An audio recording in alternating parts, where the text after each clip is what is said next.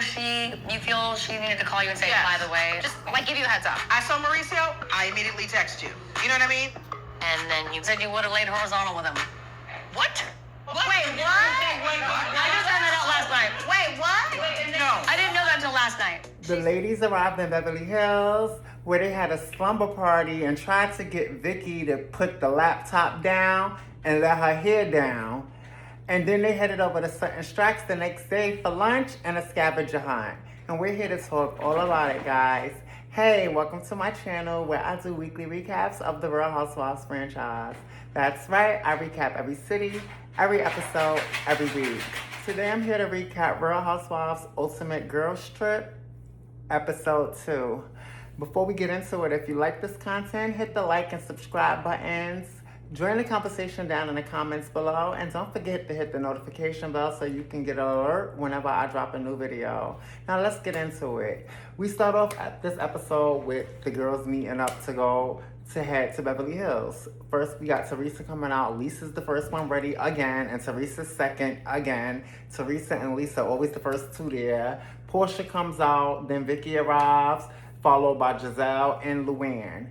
Cal isn't there. They notice Cal isn't there, so Vicky go to check on her, and Cal is having a moment right now because today is the day of her and Mauricio's anniversary, and they're not together anymore, and it's sad. He sent her a text saying this day is always hard for him, like how did we get here? So it just makes her think about where they were and where they are now, and it makes her wonder like how did we get here? So Vicky can relate to her because Vicky also got divorced on the show. Well, Cal's not divorced, but Vicky chose to get divorced, and she says that back then she was living this reality life. She was in this reality world, and she was feeling herself, and she decided to get married, and she wished she had somebody back then to tell her, no girl, this reality star life, it doesn't last forever, it's temporary. So she has regrets, and she tells Cal that it's gonna always affect her 20-30 years from now. And Cal is saying, well damn, when I hear Vicky say that, it makes me scared because I don't want to be like Vicky. So they go join the other girls, and then they get in the sprinter for Vegas.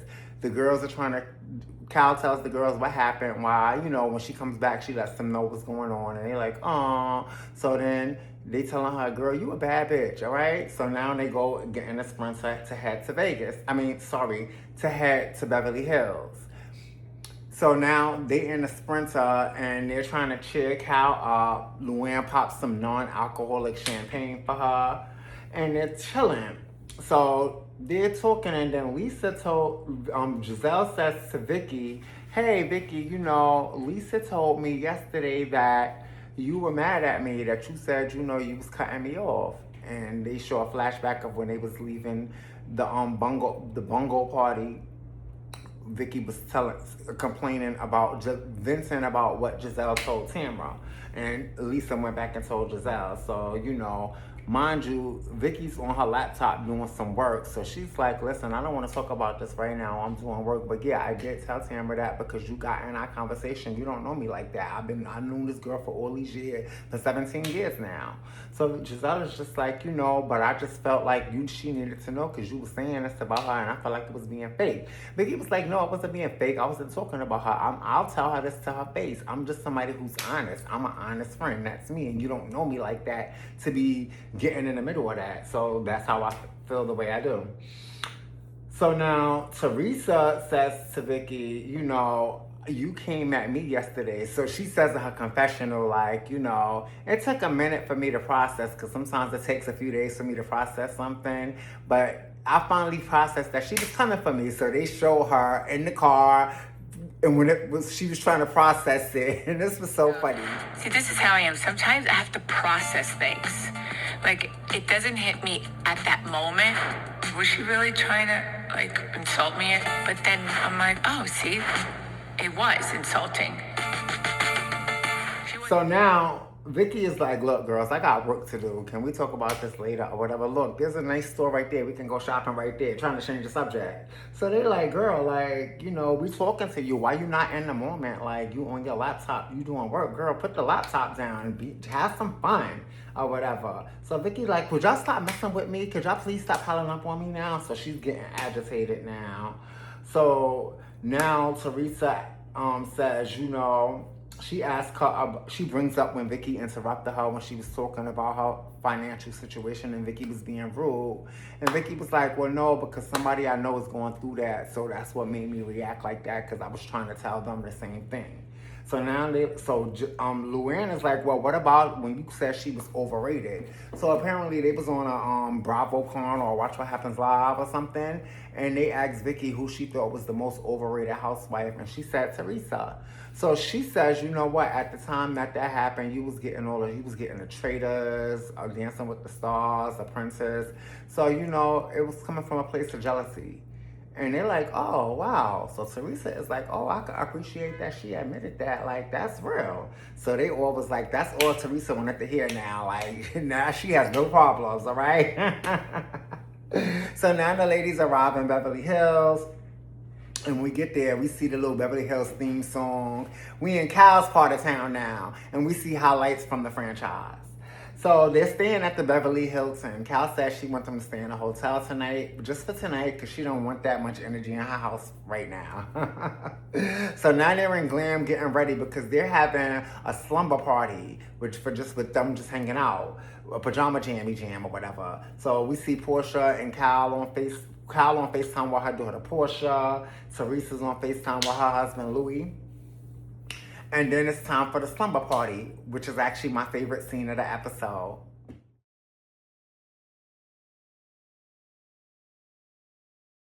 What you be doing? My splits only go this way. That is an unorthodox split. Okay, Teresa, we gotta see something.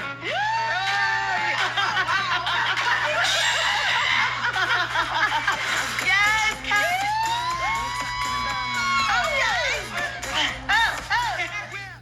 So Kyle is already there. Vicky joins her. Then Giselle joins them. Everybody got on their pajamas, their lingerie or whatever. Lisa joins, and while they're doing this, Luann is in her room. She FaceTime with her boyfriend Michael. So she has a new boyfriend now, Michael, who is a German from Munich. All right? They live international, but she says she likes that because they see each other when they see each other and they got space. Portia joins them, and then Teresa arrives. So now Giselle lets them know that the food came, they got some food, they're about to get their munch on. Luann finally joins the girls and they eat. So as they're eating, they have some kebabs, and Luann, when she finishes her kebab, or when she takes a bite out of it, she puts it down on Vicky's plate. And Vicky is like, girl, what is you doing? Why are you putting your thing on my plate? That's not your plate. And Luann is like, well, I don't got a plate. Like, calm down, Vicky. I don't have cookies. Vicky is like, girl, you is something else. Vicky was like, damn, I almost threw up when she did that. In her confessional, she was like, Luann's supposed to be so classy, the countess. So Portia asks Vicky, do you suck D penis? And Vicky like, what? So Giselle was like, you want to share what you said, Luann? So Luann had said yesterday that Vicky needs some dick. She need to get her some dick. And they saying, she need to loosen up. So now they teasing her about being a workaholic and all that, and saying, yeah, And so she's so busy. They was like, you was all on your computer doing work. So Portia was like, I know what it is. If we would have filled out one of those clipboards, Vicky would have talked to us. She would have turned around like, what's your social security? What's your date of birth? Like, that would have sparked the conversation. So now they're joking about her, like saying, to get to Vicky, you got to get through insurance. You got to buy insurance from her. So Vicky is like saying to Luann, don't stop saying that, because Luann was saying Vicky is controlling. And Vicky was like, I'm not controlling. Why you keep saying that? You keep saying I'm not controlling, and I'm not. You don't know me like that. Luann was like, I know you more than you know yourself, honey. I know. I pick up on these type of things. So Kyle is like, no, Luann, I'm just saying, it's just that, you guys live totally different lives, She's probably looking at you like, how you so reckless? So Portia caught it. Portia was like, reckless? That's a read. Yes, Kyle, that was a read. Best read of the episode. Judging you. Honestly, you two are actually polar opposites how you live your lives. I know. So that's why it must be. She must think, oh my gosh, you're reckless, and she thinks she's reckless. Not reckless. That was a read. I'm going. My suggestion. Yes, Kyle, that was reckless. You took on something. Luann is reckless. So now Portia is like, I'm ready to dance, y'all. Let's dance. So she gets them up and dancing and having fun. Everybody's doing their little dance, having fun. This was my favorite moment of the episode as well because, you know, I just sort of I like to see them let their head down and have fun. Vicky, of course, was being a Debbie Downer. They trying to get her to dance. She's so insecure, like, I don't look as beautiful as you guys or whatever. And they're like, girl, whatever. They're like, girl, I want some insurance. Come on, give me a policy, baby. So now they're laughing and joking. And Lisa says to Portia, why you ain't telling me you was like this, girl? Portia was like, what you mean? She was like so fun. So Lisa says she hasn't laughed this hard in a long time. Like, she's having so much fun. And she actually gets emotional because she says in Salt Lake City in Utah, she can't really have fun when she around the girls in her city. It's always they coming for her. Mind you, she's playing the victim, but they showing clips of her being the bully. So now Portia shares with the ladies that, you know, before I came to Housewives, I was actually a real life housewife. I was married. She was married to Cordell. And remember when Portia came, she was Miss Stepford wife. So she was trying to be like him. He used to dress her. She wanted to be perfect and be a perfect little housewife. And then so she was a fan of theirs. She watched them on TV. So now it's like she said, to be here with y'all is like surreal. Like, I'm really humbled right now to be around y'all or whatever. And they're like, aw. And I was like, yes, Portia, give these queens they flowers, all right? So now it's day 3. We see Portia FaceTiming her mom, Miss Diane. Cal FaceTime with Sutton. And they're going to Sutton's for an ugly leather pants party. This is a redo from Sutton's ugly leather pants party when she called Crystal's leather pants ugly. So then we go over to Sutton's house. And Miss Crystal Minkoff herself, who was the one who came up, who was the influence for the ugly leather pants. She was the muse. She arrives. Good to see you, Crystal. Hey, girl. So she arrives. Her and Sutton are cool now. So now the ladies arrive. So when they arrive, they all greeting each other. And Crystal tells Vicky, like, we all wouldn't be here. We used to watch you. So you're the reason why we all here. Vicky like, oh. So in her confessional, Vicky is like, oh, I never met Sutton, but she was real nice, and I like the fact that she gave me my respect. So they like, girl, that was Crystal. And they was like, you know Crystal? She was like, no. So now they go to go sit down to go eat because they're having lunch. So Sutton has some place cards set up for them. Luann sees she's sitting next to Vicky. She moves hers because she said she had enough of Vicky for the day. So she moved her thing. So now they're eating and they're talking. They're served roasted sea bass. Gisella's like, oh, shit, Sutton is a bougie fancy bitch. I'm here for it. Going forward, if I sit down at the table and it's not at least 8 people serving me, I don't want it. Vicky was like, and OC, we bring people their lunch. We don't have servers, like, or whatever. Yeah, well, you in Beverly Hills now. Like Portia said when they got the Beverly Hills. She was like, OC started it, honey, but when Beverly Hills came around, they came and said, sit down, girls. Let us show y'all how to do this. So now, Shannon asked them, like, so guys, tell me about how you guys were in OC before I came here. Tell me the highlights. So they telling her everything that happened, the highlights and everything they did about the cutouts on the yacht and the bungo party and everything. So they talk about the thing with Shannon and Tamara. They said, but you know, that's that. We're going to leave that in Orange County. So Vicky is telling them about the party she had when she said something that happened 20 years ago. I had an 80s party, and 20 years ago, I got criticized and stuff like that. So we was talking about that. So then Luann was like, yeah, she had a shrine for this guy Slade, like, that called her Porky Pig. So they was like, no, it was Miss Piggy. I don't know why I laughed so hard off for this, but Vicky was highly offended that she said Porky Pig. So this is the funniest part of the episode for me.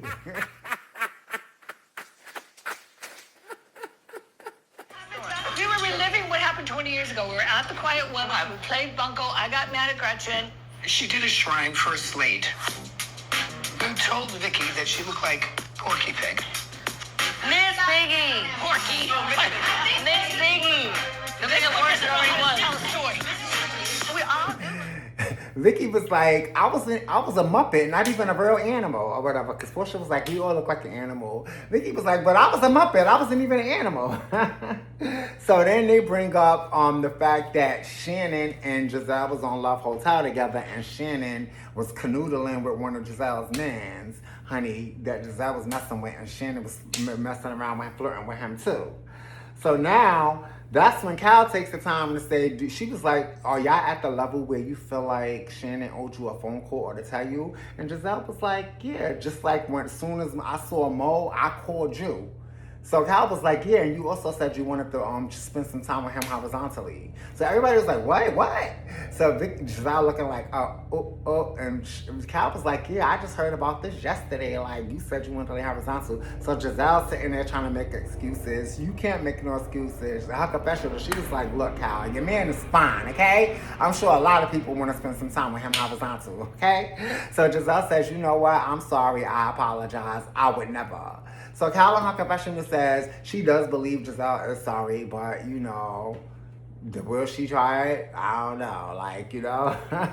So now Teresa's lost. She like, can somebody explain to me what they mean? What is laying horizontally? I know vertical is up and down. Horizontal, she's lost. She don't get it. You know, Teresa's going to get it by the time they get to the next city.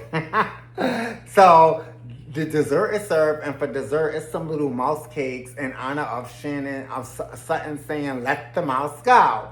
So she lets them know that she has an actual trivia game for them, a scavenger hunt.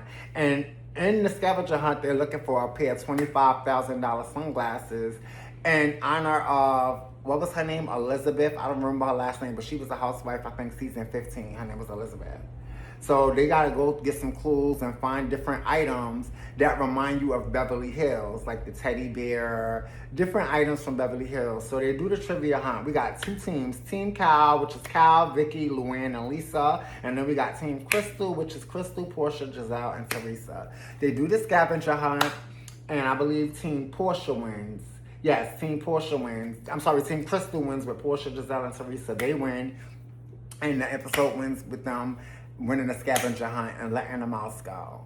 All right, guys, this was a cool episode. It wasn't exciting as the first episode, but it was pretty good. So for that reason, I'm going to give this episode, I'm going to give it a B. Let me know what you guys think, all right? The MVP of the episode, because we was in her sound, Cal Richards, okay? And I wanted to say last episode I gave MVP to Vicky, but also Giselle did her thing last episode too. Giselle was the one stirring up the drama and keeping the storylines going. So I got to give Giselle share that MVP from the premiere with Vicky, and for episode 2 we're gonna give it to Cal. All right, guys, let me know what you think of the episode. Join the conversation down in the comments below. If you like this video, please show me some support by hitting the like and the subscribe buttons. All right, also, if you hit the notification bell, you'll get an alert when I drop new content. If you watch Big Brother, I'm also doing this season of Big Brother. So check me out. If you haven't checked out my recap for Real Housewives of Atlanta Reunion Part 2, it's up there as well as my recap for Real Housewives of Orange County, Season 20, Episode 6. All right, guys. I hope you guys all enjoy your day. It's Thursday, August 20th, and I hope you guys enjoy the weekend that's coming. Bye now.